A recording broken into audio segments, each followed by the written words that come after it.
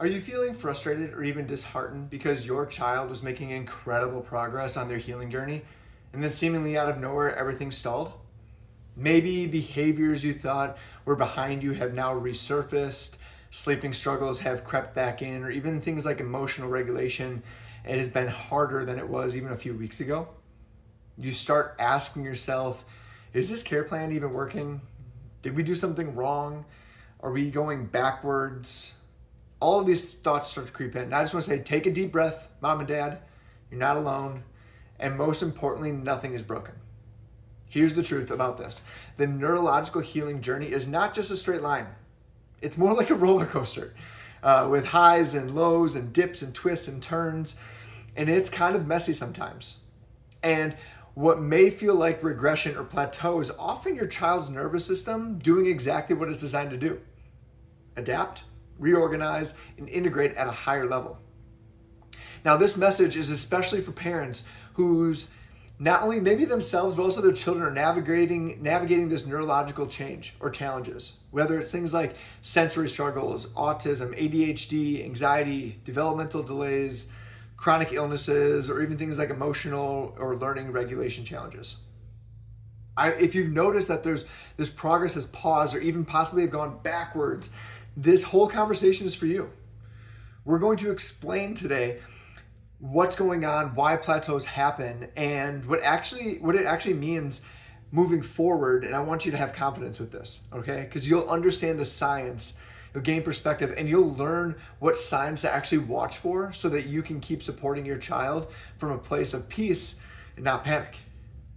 All right, number one, growth spurts and developmental milestones. All right, when kids hit physical or cognitive growth spurts, the body diverts a massive amount of energy towards building new tissue, new skills, and new neural pathways. All right, this means healing or progress in other areas can actually seem to pause or even regress temporarily.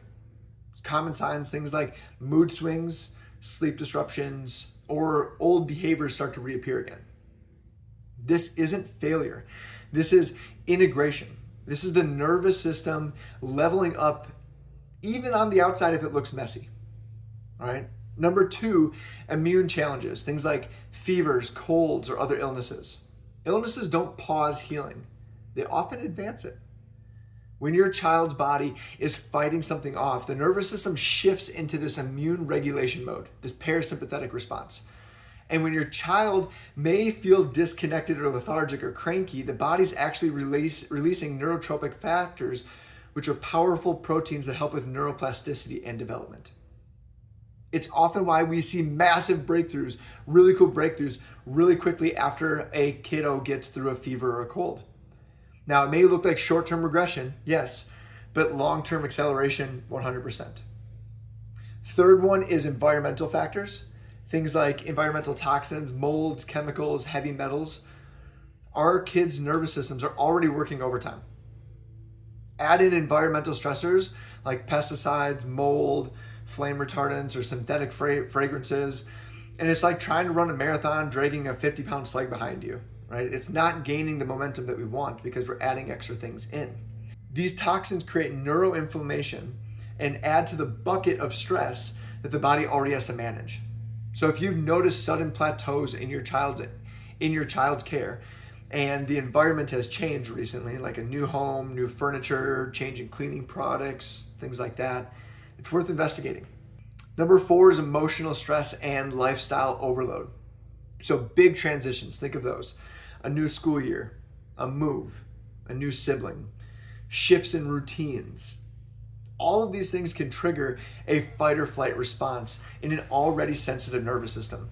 Even good stressors, like things like a birthday party, holidays, starting summer break, or even vacations, they can feel chaotic to a dysregulated nervous system. Emotional stress, though, increases subluxation, and it increases the nervous system's overload, often resulting in a temporary regression or a plateau. But with continued care and continued support, you or your child will regain that balance and rise up stronger on the other side and will keep building momentum. The fifth one is medications and therapy overload. And all of this means is that when we start neurologically focused care, the body and the nervous system begins to wake up. And sometimes that means old symptoms rise to the surface and the nervous system begins to reorganize. And now if you add all of that to a full schedule of appointments, medications, therapies, you may be already overwhelming an already overwhelmed nervous system, one that's trying to recalibrate and reorganize. And that's why we always recommend start with the nervous system first. It's the foundation of everything. Once that's stable, other therapies, other interventions, they can all work better and faster. We see this all the time in our practice. Once the nervous system starts to come back online and it's becoming more regulated, more calm, and it's able to adapt better, all the other things people have been trying work better and faster. The diets, the therapies, the detoxes, you name it. All of them work better when the nervous system is working better. Now, there is science behind this plateau. Research on neuroplasticity shows that the brain develops through bursts of rewiring followed by consolidation. These plateaus are when the brain locks in a new skill and organizes them into long-term use. Now, think of this as like upgrading your phone software. It slows down for a moment, even while everything installs, but when it's done, it works better than ever. So the next time you feel like you or your child's progress is hitting a wall, remember that this may be the moment right before the breakthrough. Healing is not always linear.